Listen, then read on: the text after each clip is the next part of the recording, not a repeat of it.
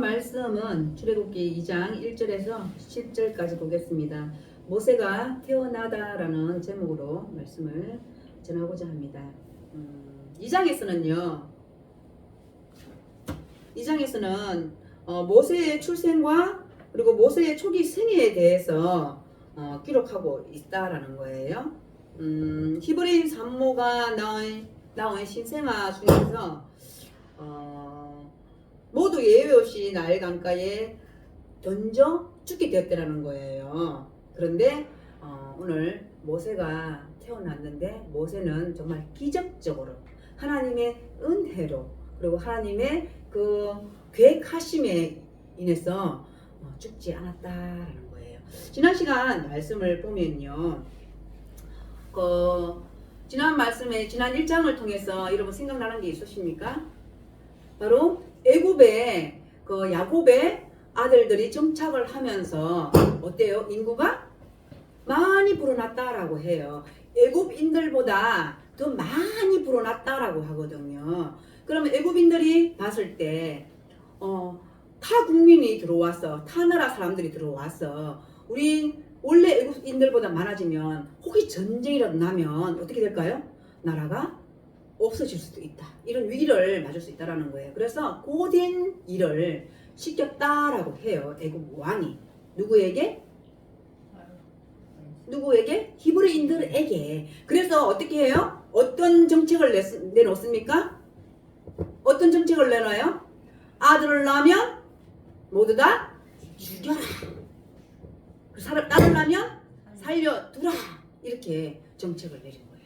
그런데 히브리 산파들이 어때요? 아들을 낳은 사람들에게 어떻게 했어요? 죽였나요? 아니요. 왜? 왜 안 죽였을까요? 그럼요. 말씀에 분명히 말했어요. 하나님이 두려웠어. 그러니까 애굽 사람을 애굽 왕을 원래 두려워해야 되잖아요. 그런데 히브리 산파들은 애굽 왕을 두려워한 게 아니고 하나님을 더 두려워했다라는 거예요. 그래서 애굽 왕이 말하는 그 명령을 거역했다라고 해요. 그런데 이제 그렇게 했으니 원래 다 죽어야 되는데 안 죽였잖아요. 그래서 그 다음에 어떤 정책을 냈어요? 바로가 다시 백성들에게 명령하여 이르되 아들이 태어나거든 너희는 그를 나일 강가에 던져라 라고 얘기를 해요. 나일 강가에 던지라고 얘기를 하는 거예요. 근데 직접 죽이라고 하진 않았어요. 그죠? 그런데 아들이 태어나면 나일 강가에다 버려라 라고 명령을 내렸다는 거예요. 그런데 오늘 2장 1절 말씀을 보면요, 이제 말씀이 바뀌어요. 왜? 이제 하나님이 세우신 지도자가 태어나야 되잖아요. 일단 태어나야 되잖아요. 바로 모세가 태어난다는 거예요. 2장 1절을 보면요, 레위 가족 중 한 사람이 가서 레위 여자에게 장가들어라고 했어요. 우리 레위 족속, 레위 지파. 바로 이 레위 지파는 어때요? 야곱의 아들들이 12지파로 나눠졌잖아요. 세워졌잖아요. 그 중에 레위 지파가 있는 거예요. 벌써 이때는 모세가 태어나기 전에는 벌써 몇 년이 흘렀어요? 400년이라는 세월이 흘렀어요. 그리고 그 지파가 그대로 이어져 내려오는 거예요. 그래서 레위 가족 중 한 사람이 가서 레위 여자에게 장가들었다라는 것은요, 레위 가문의 한 남자와 레위 가문의 한 여자가 혼인을 했다라는 거예요. 이것은요, 바로 레위 족속의 한 남자가 레위의 딸을 아내로 맞아들였다라는 거예요. 그러니까 레위 지파끼리 어때요? 혼인을 했다라고 볼 수 있습니다. 근데요, 이전에서 보면요, 그 레위 여자가 임신하여 아들을 낳으니 아들을 낳았대요. 그 여자가. 지금 이 상황까지는 그 여자가 누군지 몰라요. 그 여자가 이름도 없어요. 그죠? 그냥 레위 족속이에요. 레위 지파라는 거예요. 그 여자가 임신하여 아들을 낳으니 그가 잘생긴 것을 보고 석 달 동안 그를 숨겼으나 라고 말하고 있습니다. 바로 그 여자가 잉태하여 아들을 낳았다라는 거예요. 그런데 그 태어난 아기가 얼마나 잘생겼겠어요. 엄청 잘생겼다라고 얘기를 해요. 잘생긴 것을 보고 라고 합니다. 외모가 아주 준수했다라고 말을 하고 있습니다. 그래서 그 준수함을 보고 석 달을 숨겼다라는 거. 석 달은 어때요? 석 달은 몇 애를 얼마나 기른 거예요? 100일쯤 기른 거예요. 100일쯤 길렀다라고 보시면 돼요. 이것은요 결국에는요 하나님께서 창세기를 통해서 보면 하나님께서 우리 사람을 만드시고 나서 뭐라고 말씀하셨어요? 보시기에 참 좋았더라 라고 말씀하신 것 똑같아요. 바로 이 여자가 아들을 낳았는데 그 아들이 정말 잘생겼다라고 말을 하고 있습니다. 바로 말씀의 비유를 하자 보면 하나님이 우리 자신 우리를 보시기에 참 좋았다라고 느끼시는데요. 바로 그런 말씀을 하고 있다라는 것입니다. 바로 이것은요 믿음으로 히브리 말씀에 보면 그래요. 히브리서 11장 3절에 보면요 믿음으로 모세가 났을 때에 그 부모가 아름다운 아임을 보고 석 달 동안 숨겨 임금의 명령을 무서워하지 아니했다라고 말을 하고 있어요. 바로 아기를 낳으면 나일 강가에 던졌어야 되는데 석 달 동안 키웠다라는 거거든요. 이것은요 그 바로 왕을 무서워한 게 아니라 믿음으로 그렇게 아이를 숨겼다라는 거예요. 그래서 임금의 명령을 무서워하지 않았다라는 거예요. 여기서 제가 말씀드리고 싶은 건요 우리 눈으로 보이는 거 중요하잖아요. 인간이 나보다 더 강한 사람이 있으면 어때요? 무서워할 수 있는 거잖아요. 그런데 우리는 보이지 아니하는 그 하나님을 경외해야 된다는 거예요. 그리고 무서워해야 된다는 거예요. 이 구약 성경을 통해서 보면요 하나님은요 무서운 분이세요. 우리 지금 이제 출애굽기를 끝나고 나면 계속 이제 어쨌든 구약을 하게 되면요 구약은요 하나님을 떠나게 되면 하나님 바로 징벌하세요. 하나님은 무서운 하나님이세요. 그래서 우리는 구약에서 구약을 통해서 하나님을 알잖아요. 그렇기 때문에 우리는 더욱더 하나님을 경외하고 그리고 육신으로 오신 그 예수 그리스도를 우리는 더욱더 의지해야 된다는 거예요. 바로 그렇습니다. 바로 이 레위 여자가 이게 모세의 엄마죠. 모세의 엄마는 믿음으로 모세가 났을 때에 그 아이의 아름다움을 보고 임금의 명령을 무서워하지 않고 석 달 동안 아이를 키웠다라는 거예요. 그 출애굽기 6장 20절에 보면요 처음으로 모세의 아버지와 모세의 엄마의 이름이 나와 있어요. 나중에 6장으로 갈 건데 6장이 들어서 모세의 엄마 아빠 이름이 나온다라는 것입니다. 3절에 보면요 더 숨길 수 없게 됨에 그를 위하여 갈대 상자를 가져다가 역청과 나무진을 지나고 거기 아이를 거기 담아 나일강과 갈대 사이에 뒀다라는 거예요. 이제 여기 그냥 갈대 상자를 가져다가 아이를 담으면 어때요? 아기가 잠길 수도 있고 그렇거든요. 그런데 이제 이 갈대 상자라고 얘기하는데 여기서는 역청과 나무진을 칠했다라고 얘기를 하잖아요. 이거는요 우리 창세기를 통해서 이게 저는 이제 지금 이제 출애굽기를 하잖아요. 출애굽기를 하면서 창세기와 다 연결이 돼 있어요. 여기서 3절에서 뭘 말씀드리고 싶냐면요. 우리 노아와 방주 있죠. 노아가 방주를 만들잖아요. 방주를 만들 때 쓴 상자라고 보시면 됩니다. 배 만든 재료가 바로 이 재료라고 보시면 돼요. 그래서 저는 이제 하면서 또 이제 창세기를 끝냈잖아요. 출애굽기를 하면서 엄청 기대가 커요. 제 나름대로는 기대가 엄청 크고요. 그리고 이게 막 머릿속에 이게 제 나름대로의 그 하나님 주신 그 영역 있잖아요. 그게 막 이게 막 생각나거든요. 그게 막 생각나가지고 너무 재밌어요. 여러분 저처럼 말씀을 들으면서 좀 재밌었으면 좋겠어요. 저만 재밌으면 안 되잖아요. 말씀이 이렇게 정말 꿀송이보다 더 달달하고 하잖아요. 말씀이요. 그래서 제가 말씀 잘 못 전할 수도 있잖아요. 그렇지만 제가 이렇게 막 흥분되고 재미있고 이랬던 이 말씀을 여러분들도 같이 재밌었으면 좋겠어요. 왜? 이건 남의 얘기가 아니잖아요. 우리가 살아가는 뭐 책이라는 거예요. 살아가는 역사책? 아니요. 우리 뭐라는 거 우리 설명서. 우리가 살아가는 설명서.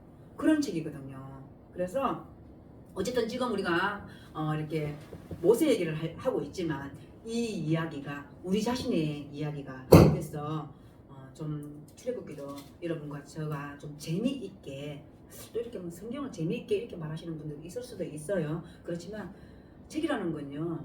우리 물론 생명책이지만 재미가 없으면 어떻게 돼요?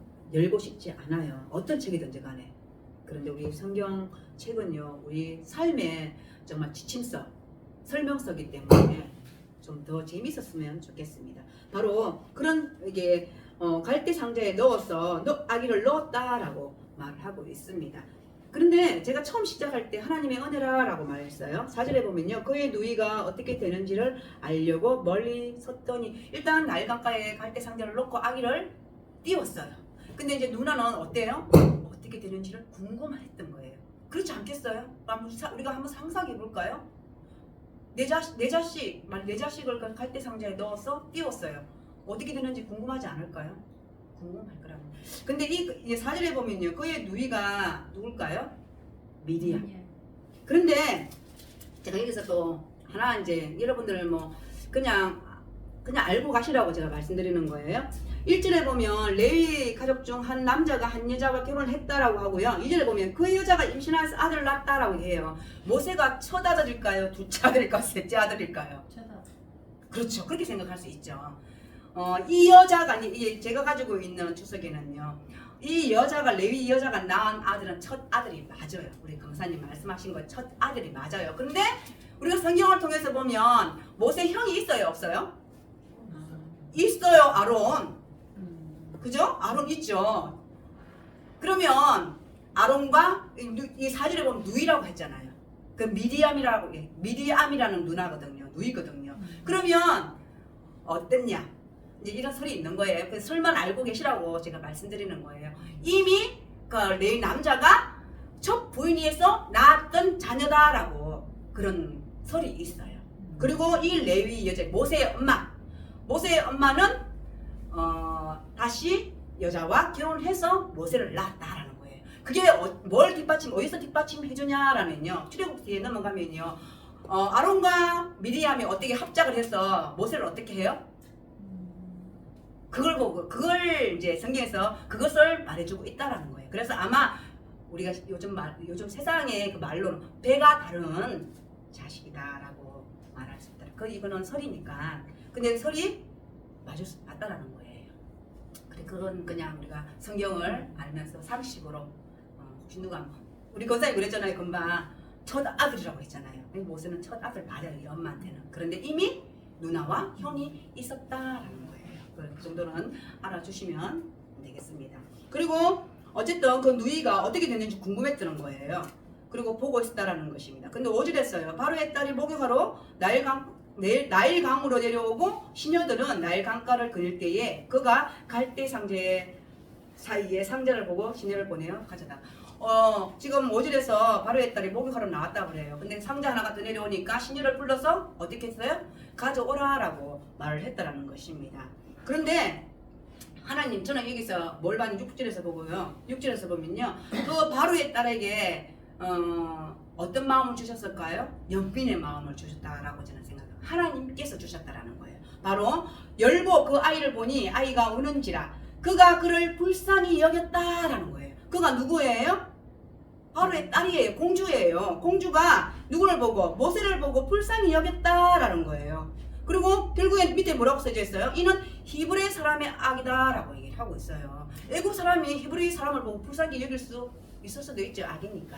근데 이 마음 또한 저는 하나님이 주셨다라는 거예요. 바로 딸에게 이런 마음을 주셨다라는 거예요. 그래서 7절에서 어쨌든 그 히브리 아기가 지금 공주 앞에 있는 거예요. 그리고 7절을 보면 그의 누이가 바로의 딸에게 이르되 내가 가서 당신을 위하여 히브리 여인 중에서 유모를 불러다가 이 아이에게 젖을 먹이게 하리이까라고 말하고 누나가 어때요? 누나가 벌써 이렇게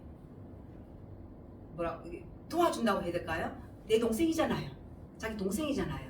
네, 그래서 이렇게 다 하나님이 이렇게 계획하셨다라고 저는 보고 있습니다. 그리고 8절에 보면 바로의 딸이 그에게 이르되 가라 하매 그 소녀가 가서 그 아이의 어머니를 불러오니 이것이요.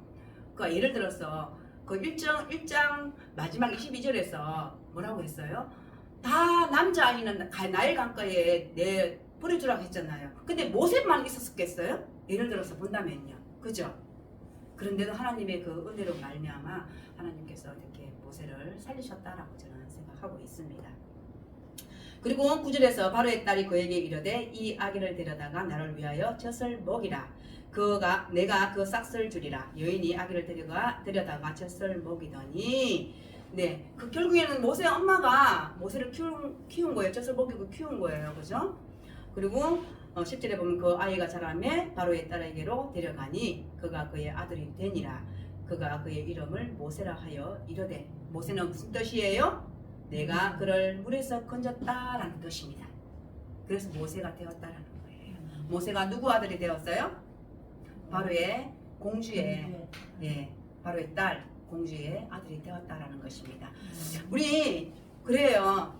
나라도 어쨌든 같은 나라가 아니에요. 같은 국민이 아니에요. 그죠? 그럼에도 불구하고 하나님의 은혜로 모세가 왕자로 어쨌든 성장했다라는 거예요. 목사님께서 저번에 말씀하신 게 기억하실지는 모르겠지만 이 왕자로 키워지면요 우리 일반 사람들하고 틀려요. 우리 왕자로 공주로 안 살아봐서 잘 모르잖아요. 그죠? 그런데 이 교육받는 그 자체가 다르다라는 거예요. 근데 저는 여기서도 우리가 하나님의 섭리를 우리가 볼 수 있다라고 생각합니다. 바로 저는 물론 하나님이 다 사람 이제 나는 나대로 여러분대로 하나님이 쓰시잖아요. 쓰시는 그것이 다 다르잖아요. 그죠? 다 다르다는 그게 높고 낮음이 아니에요. 높고 낮음이 아니라 다 각자가 하나님이 부르신 것도 다르고 쓰시는 것도 다 다른 거예요. 마찬가지로 지금은 출애굽기를 통해서 애굽을 출애굽하기 위해서 한 지도자를 세워야 되는데 바로 하나님의 그 은혜로 말미암아 모세가 태어났다라는 것입니다. 여러분 그래서 우리도 저도 이제 그 성경 이제 제가 출애굽기를 하잖아요. 성경을 통해서 그 하나님의 시각, 하나님의 그 눈으로 우리가 많이 저도 보려고 하거든요. 우리가 이 세상 살면서 이 세상에 보이는 것으로만 우리가 판단하고 정죄하고 그리고 그러지 말았으면 좋겠다라는 생각이 더 드는 게 바로 이런 하나님의 비밀이 숨겨져 있다라는 사실입니다. 그래서 우리가 살면서 어려울 수도 있어요. 어려울 수도 있지만 그렇지만 늘상 주님이 주신 그 소망으로 말미암아 우리가 이 세상을 어때요? 너끈히 살아드릴 수 있는 저와 여러분이 되기를 기도하고 축복합니다. 하나님 참으로 감사합니다. 오늘 말씀을 통하여서 하나님의 그 위대하심을 또 우리가 알게 되었습니다. 하나님의 계획대로 모세가 태어나게 되고 또 하나님의 그 계획대로 우리가 주님을 만난 것 같이 우리 또한 이 세상 살아갈 때에 하나님 계획대로 우리를 사용하여 주시옵소서. 감사드리며 예수님의 이름으로 기도드립니다. 아멘.